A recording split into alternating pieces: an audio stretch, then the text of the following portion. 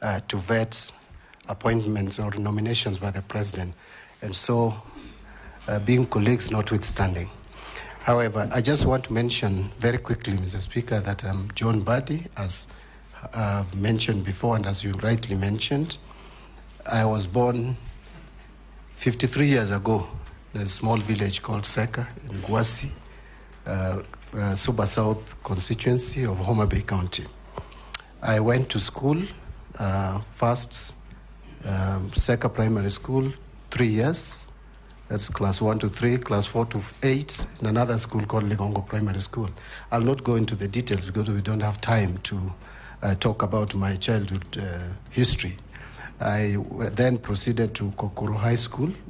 Kokoro Boys is in Awendo constituency, modern-day Awendo constituency, where I did my KCSE, and then later proceeded to the University of Nairobi School of Business Studies, that is a Faculty of Commerce. I'm a graduate of accounting, and I'm also a certified public accountant. Actually, I'm a member of the Institute of Certified Public Accountants. I am member number 6101, and I'm in good standing, Mr. Speaker, as can be attested to by the file that I've just passed across. Then I must then move straight, Mr. Speaker, to my work experience, which spans over 28 years now. After graduating from the University of Nairobi, Mr. Speaker, I was employed to work with the same university in the finance department. Started off at the very basic level, entry point for a graduate, which is assistant accountant, where I was basically doing the routine accounting duties. But later I rose very quickly to become an accountant, finally to senior accountant 2, and finally to senior accountant 1. In which time now I was involved in more advanced accounting work. I actually was responsible for preparation of the final accounts for the university. I was in a team that was doing that and preparing for final audits. I was also involved largely in cash flow management for the university. I then later left the university to work for an international organization called Media East Africa. It's a humanitarian organization with headquarters in Switzerland.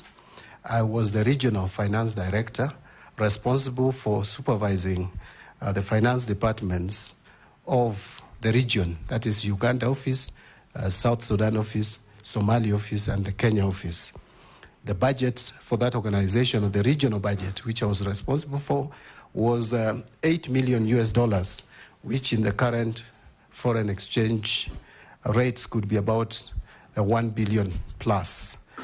And my duty in that organization, Mr. Speaker, was basically to do fundraising, do the budget, preparation of budget and fundraising, ensuring proper utilization and efficiency in financial management in the entire region. So I served there for 3.5 years. Then I became a member of parliament, having won my seat for the first time in the elections which were conducted on 29th of December 2007. I won Gwasi parliamentary seat, a seat I won again subsequently 3 times. Actually, I have the record of the only person who has ever been elected in that constituency more than once. But having said that, Mr. Speaker, when I joined this parliament, I have done this now takes me even to the relevance of my nomination or the docket to which I'm nominated. Since I came to parliament for 15 years, from 2008, January, to 2022, save for a few months, like about 7-8 months when I served in the cabinet as assistant minister in the office of the president, I have always been a member of the Budget and Appropriations Committee. This committee is the one that actually has the constitutional responsibility and mandate to prepare the budgets of this country. Actually, the budgets that come from the National Treasury are estimates. The budget is a preserve and function of the National Assembly of the Republic of Kenya. So during which time, when I was a member of the Budget and Appropriation Committee, I interacted a lot with the Kenyan budget and the macroeconomic policies I can attest that I've interacted with the Budget Review Outlook paper, which is always prepared every year.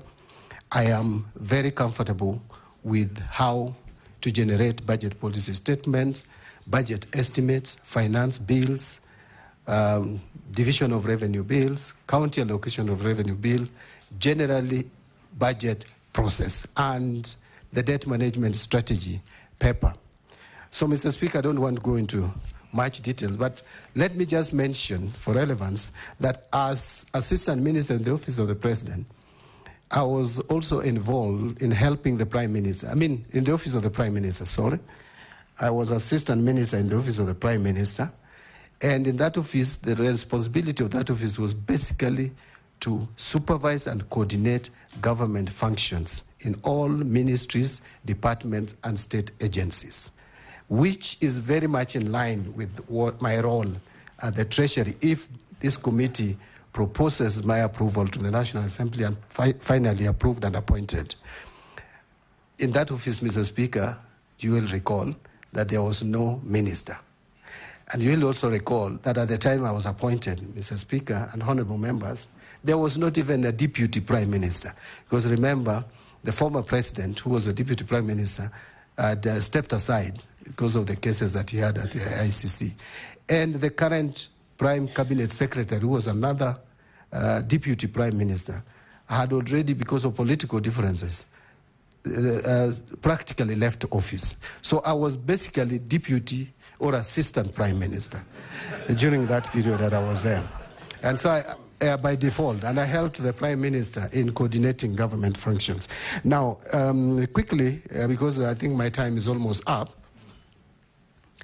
my work in Public Accounts Committee, first as a member in the 11th Parliament for 5 years, and later as the chairman now for 2 years, from 2022, October, I have interacted with how the government spends its revenue.